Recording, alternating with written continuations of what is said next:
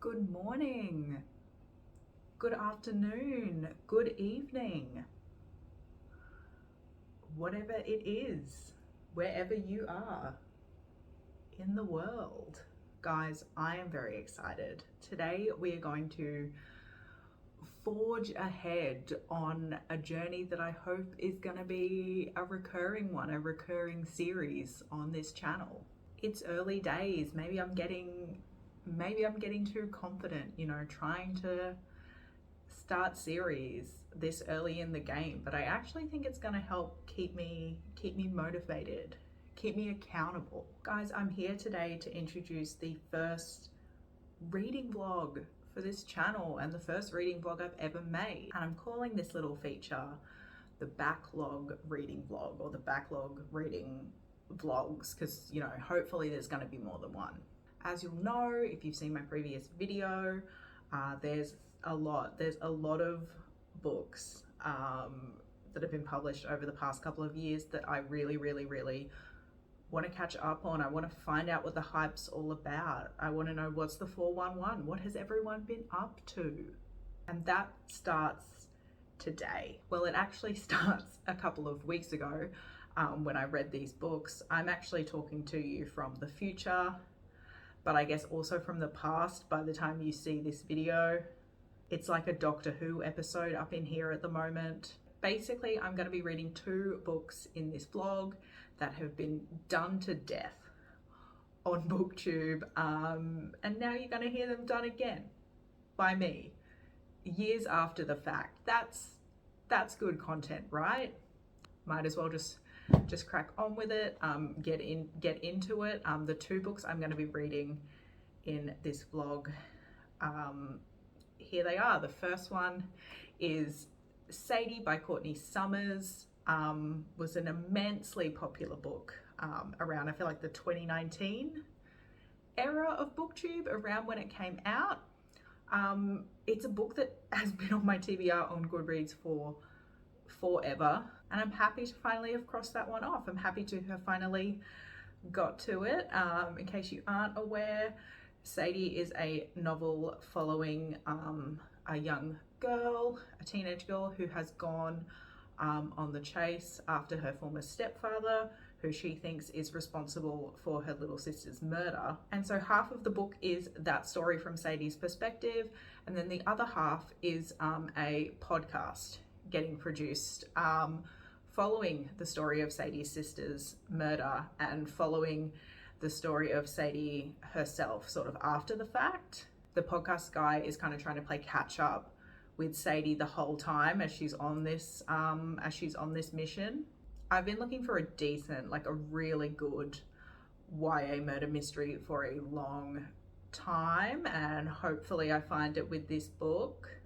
Just kidding, at this point I've already read the book and I know how I end up feeling about it, but you don't, so you're just gonna have to keep watching if you want to see how that goes. And then the second book I ended up reading in this vlog is I know, it's Ninth House by Leigh Bardugo. I feel like Leigh Bardugo is like the queen. She's like the undisputed queen of booktube. Everybody loves her, but I have not read a Leigh Bardugo book before. Or at least I hadn't up until this point. Like, you know I have now, but let's just, for the sake of artistry, let's just pretend that I haven't. Thrilling to finally be getting around to it.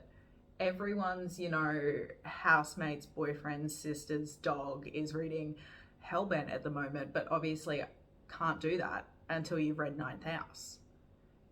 You gotta catch up before you can get with the times. And so that's why I decided to prioritize Ninth House, decided to make it part of this vlog. What is my hair doing? Ninth House is dark academia. It's Leigh Bardugo. It's Leigh Bardugo's first attempt at an adult novel, although I classify it more as like new adult because obviously it takes place at a university. But definitely more adult themes, let's say, than her previous work. Well, I'm assuming, like, as we've established, I don't know. But this book follows Alex, who is kind of like a girl from the wrong side of the tracks. You know, she's not the kind of people they're normally letting into Yale University, which is where this book is set. But Alex has been offered a spot at Yale because she has insane supernatural powers, probably magic powers. She has the ability to see ghosts, which in this world is super rare. So she's been inducted into the Ninth House, which is a secret society set up at Yale to police all the other secret societies and how they're using magic. Sounds right up my street. Love a fantasy, love a dark academia moment. Let's do it. So yeah, I won't bother you guys anymore. Let's just get into the footage of me reading the books. If you have suggestions for other books that I should catch up on, feel free to leave those in the comments. But yeah, let's get to it. Let's see what I thought. Let's catch up on some books. Okay, bye.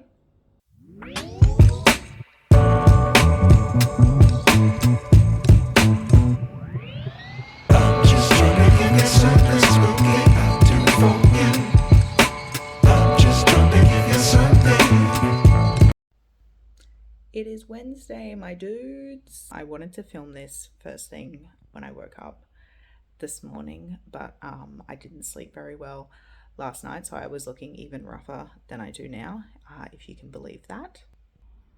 I've also had a rosacea nose flare up because I decided to wear makeup on the weekend, so you're going to just have to deal with that as well. So the first book I want to read for one of these blogs is Sadie by Courtney, which has been on my TBR on Goodreads since like 2019, when everyone was originally reading it. I was going through a phase where I was convinced I was going to write a YA mystery, and that definitely got put on the back burner, but I recently remembered this book and that I would still like to read it, and they had a copy of it at my library, so that's what we're going to do. And they also have the audiobook on Scribd. So I'm about halfway through the amount of work I need to do before lunchtime. I'm going to try to respond to some emails now, so I might pop the audiobook on and see how that goes. Okay, bye. Okay, so I'm about to start my lunch break, my lunch hour. I'm about 5 or 6 chapters in, and I don't know what to say. I'm loving it. So I'm pretty new to listening to audiobooks, but I think this is the first thing I've ever read where I feel the experience is actually being enhanced by it being an audiobook, because obviously it's half of the book is a podcast and it's a full cast recording audiobook, so you're getting the full cast of characters as if it was an investigative podcast.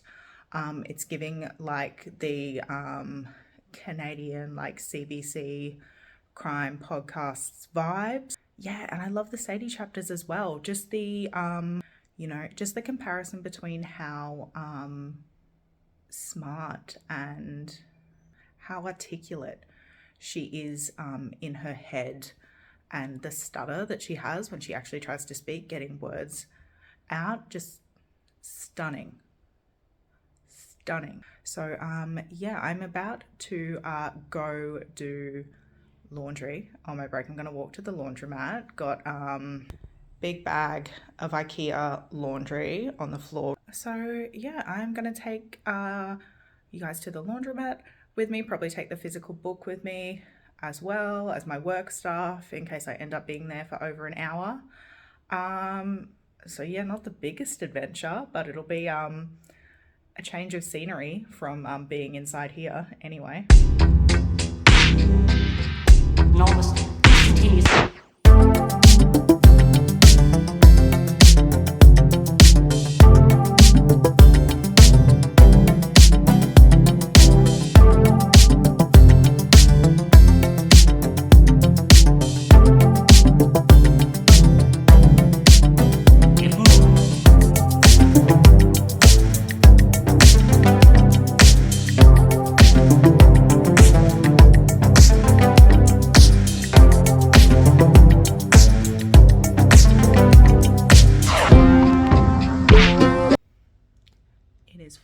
o'clock somewhere, and somewhere is here. I'm finished with work for the day.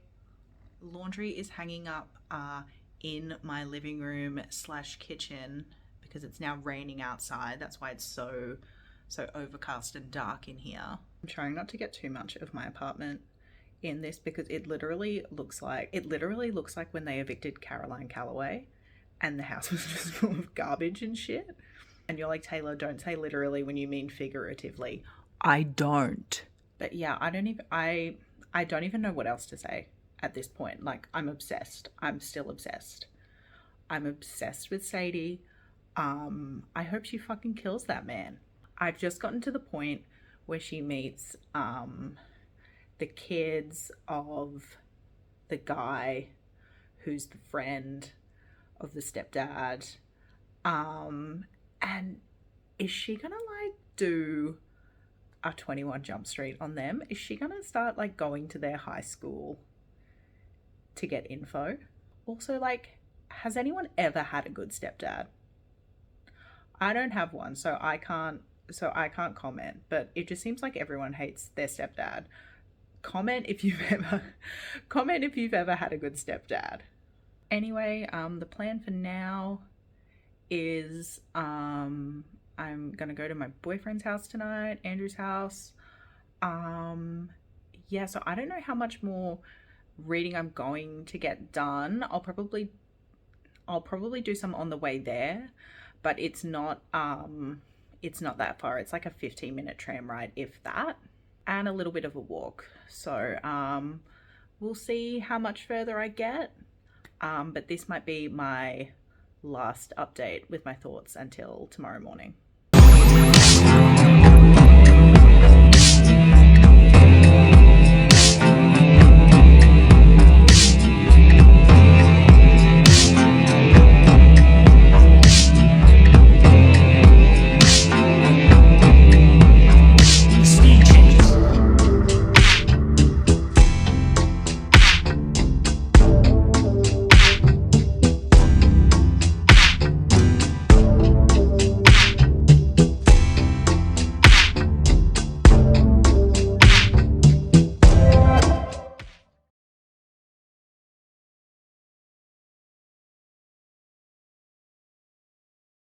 Good morning.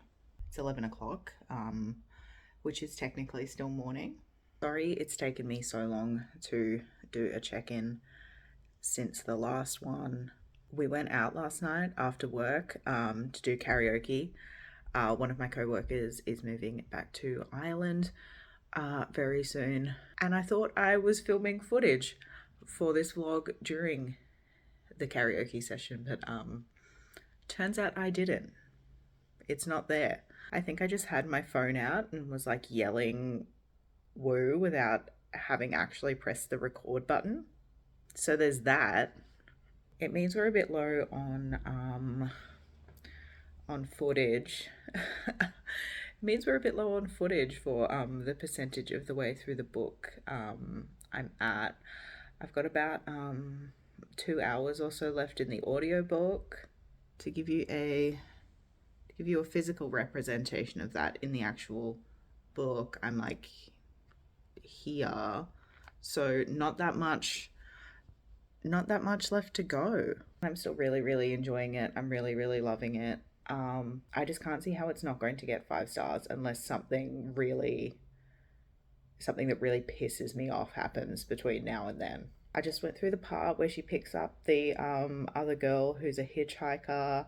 I love the symmetry of, how the story is that Mattie, her younger sister, was the last time she was seen was getting picked up by a hitchhiker and she ended up dying, and just the symmetry of Sadie picking up this young woman, a hitchhiker, and, keeping her safe. There was a gayness to it, but unfortunately it seems like that's not going to last. I've just literally paused the audiobook after listening to the podcast interview where Kat, the girl she picked up, basically explained why she skipped out on her and hitched a ride with someone else, and why Sadie had her credit card was really well set up in the writing. So kudos to Courtney Summers for that. I love when there's something and it seems, shocking in the moment, and then you can like see the steps back where the writer did actually set that up when you think about it in hindsight. Just really quality plotting. But since I skipped out on so much yesterday and I could feasibly finish Sadie today. We're not working today, so that could happen. It also might not. Andrew and I are planning to go to a movie later. I normally try to see, all the Oscar-nominated films when it's around that time of year. So we'll probably just head to the cinema and see what out of those is on. I also realized that because I didn't film much yesterday and still got through a significant chunk of the book, this vlog might end up being a little short. So I think we should potentially add a second backlogged book to it. And that is going to be, drum roll, Ninth House by Leigh Bardugo. I have never read a Leigh Bardugo book before. Do not come for me. Six of Crows has been on my want to read list on Goodreads for basically since I first started watching booktube videos. I know it's a booktube darling. I know Leigh Bardugo is a booktube darling. But yeah, have just never gotten around to it. And now I own this like mass market size. It looks way bigger on camera, but it's like a mass market paper size copy of Ninth House. I wanted the hardcover, or at least like the big paperback. I went on Booktopia and it was like, unless you're willing to pay $100, you can't have it because you live in Australia for reasons outside of your own control. So yeah, we may add reading that to the vlog as well. See how that goes, because obviously everyone is reading Hellbent at the moment to mixed reviews, but it will help me decide, I guess, whether I join in on that or not. Okay, well, I'm going to drink some coffee, try to get through as much more listening and reading of Sadie as I can before we go out, and yeah, I will see you later on.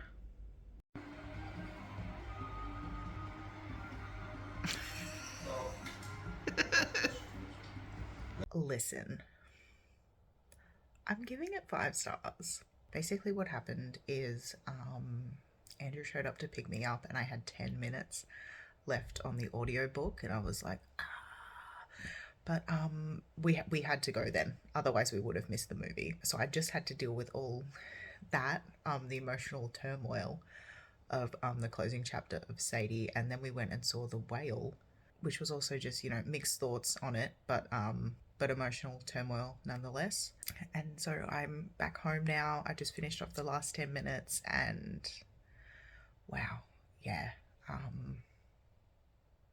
5 stars, and nothing you say is going to make me change my mind. I've already plugged it into Goodreads. I will definitely talk about this more in like a wrap-up video at some point. I realize some people probably would have hated the ambiguous ending, but I've listened to a lot of true crime podcasts and that's sort of how they are.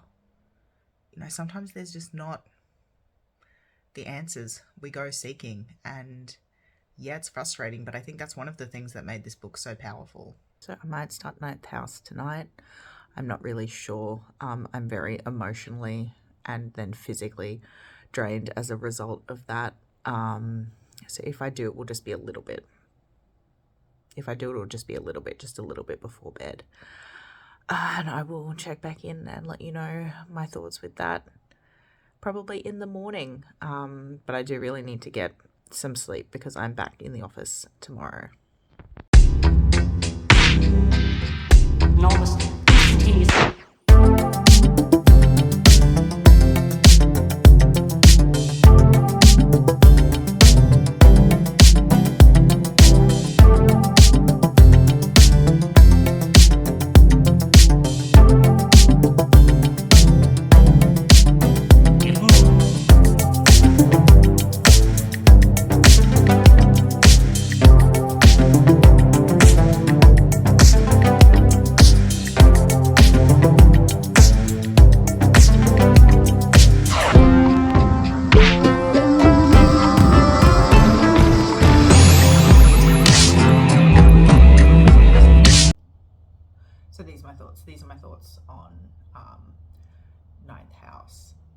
my most important thought is what I put on my Storygraph reading journal last night, which is that I would literally die for Alex Stern.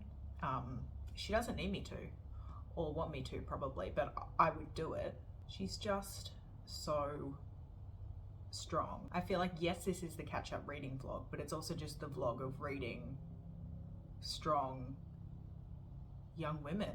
And a thing I like about Alex is she's strong, but she's not infallible. Like, she's not instantly good at the stuff Leigh. Are we saying Leigh? I meant to Google it, but I didn't. She's not just immediately good at the stuff they want her to do. Like, yes, by their terms, she's extremely powerful because she's, you know, the only person they've ever encountered who's able to see ghosts or greys. They call them greys in this book, even though Alex is so powerful she can see them in color, apparently. But just because she comes with like an insane sense of power doesn't mean she's automatically like good at fighting them or automatically good at magic. And I think that's that just lends a bit of realism to the whole thing, even though it's a fantasy book. I'm really enjoying it though. I'm really enjoying it.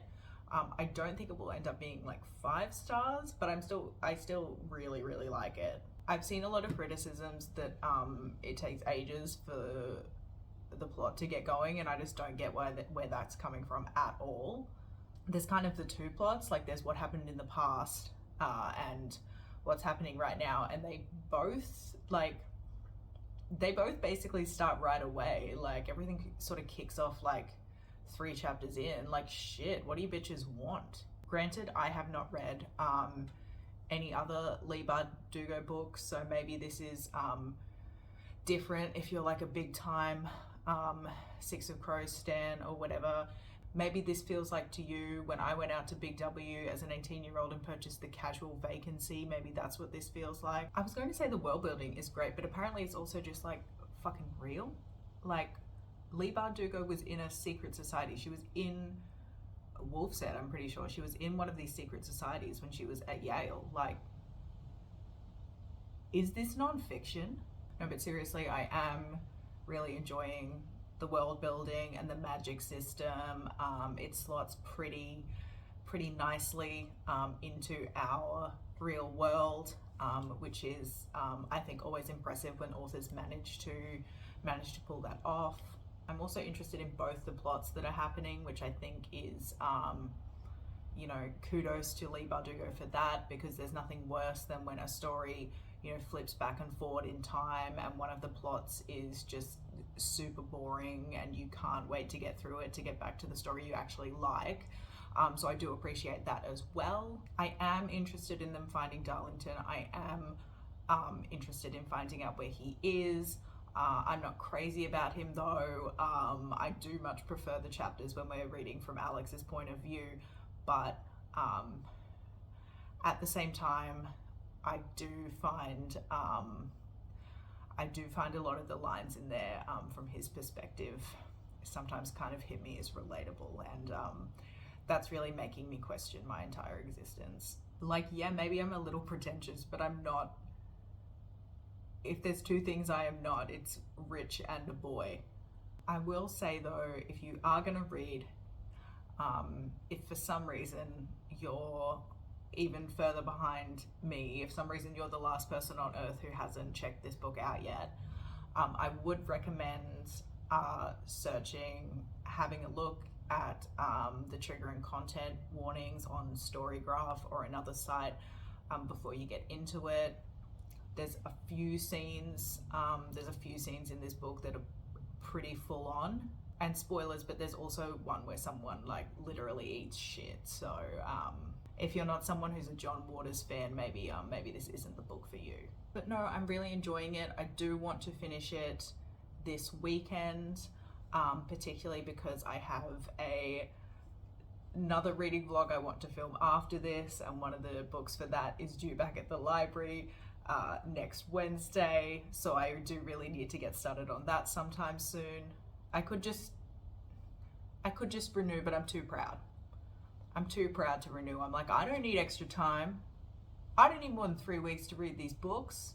So anyway, ninth house this weekend. We're gonna do it. On his way. Easy. Yes. Back to the Judgment Day. In the alleyway. Here in Alamo. He sprinted 60 yards.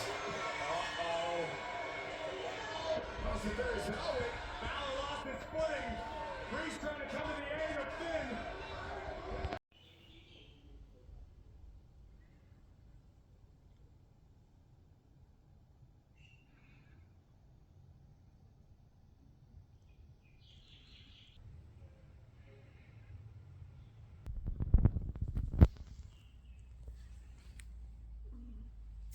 Hey. Okay. If I'm shiny, it's because I am retinoled within an inch of my life. So it's Sunday night. We made it. I finished the book. I haven't taken too much time to think about it. I'm just going to go on gut instinct, what I'm feeling right now, and my gut instinct is saying 4 stars. The last 200 or so pages that I read this weekend was definitely the best part. Just finally getting to see, some clearer explanations of how the magic system works. Obviously getting an answer to the mystery is always great, getting that resolution. But what I really, really liked was it did what dark academia is supposed to do. It went into a critique of the classism, the racism that's so present in academia, and I think Alex was the perfect character to tackle something like that with. That does make me want to bring up though, and one of the things that I think did stop this from being a 5-star ultimately is there was a line towards the beginning that didn't sit well with me, and I kept thinking about it, the entire time I was reading. Whenever Alex talks about the dad she never knew, whenever she talks about her racial background, there was just a throwaway line at one point where she was talking about, all her mum had ever really told her was that her dad was dark. Having the father that abandoned her described in that way played into some really negative and awful stereotypes, and I find that was a weird choice that Leigh Bardugo made. I don't know why she felt she had to do that. It's similar to the internal reasoning I had when I gave The 7 Husbands of Evelyn Hugo 4 stars on Goodreads. I had a similar issue with how Monique's relationship to race was portrayed in that book. It feels like in both cases the authors wanted not the clout of having a POC character, but definitely the vibe that they wanted to, have a POC protagonist. In this case, there was the reason of highlighting that Alex is an outsider at Yale for a number of reasons, but in a similar way to how Monique is handled in 7 Husbands, the character is, biracial, but never really has the experiences of being biracial, only knows their white parents, so effectively grew up white, are effectively writing a white person. The person only ever acts like a white person, and only knows about white culture, only ever talks about their white culture. Not as egregious in this book, because Alex has her grandmother character she's close to as well. I think in Evelyn Hugo it's definitely more egregious. Monique is only biracial as a plot point. It just feels like the author is, they want to be able to say, oh, it's a it's a POC main character and have the representation card in the back pocket, but you know, the character behaves and is culturally, for all intents and purposes, a white person. I will link in the description of this video Jessie from Bowties and Books. They made a great video about Evelyn Hugo, where they give a much more, you know, in-depth, a much more, you know, informed critique of this phenomenon. But yeah, it is definitely one of the things that bumped down the score of this book for me, and I just thought it was a shame ultimately that Leigh Bardugo chose to include that line and make, you know, Alex being biracial a throwaway line, not something that was, you know, important to the plot, not something that people would be able to see, you know, a positive representation of themselves in. That could change come Hellbent. That could change. There was kind of a hint that when Alex's mum comes to stay late in the book, there was kind of a hint that maybe Alex will end up gaining more information about her father later on. Yeah, but obviously at this stage it's something that remains to be seen. And now I kind of feel like I'm being too negative, because I loved this book. I loved it. But there were just, you know, some little things that stopped me from giving it a perfect score, which is a shame. No, final thoughts. I loved it.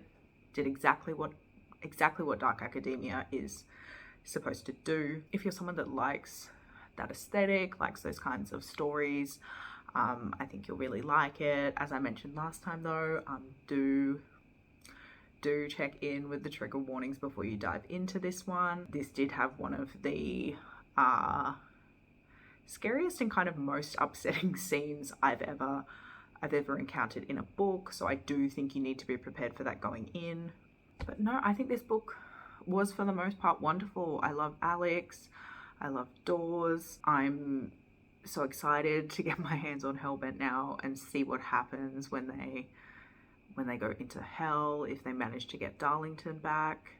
Twists were genuinely surprising to me. I don't know whether that's just because I'm stupid, but I was invested in the plot and I came out genuinely surprised. Glad I caught up on this one.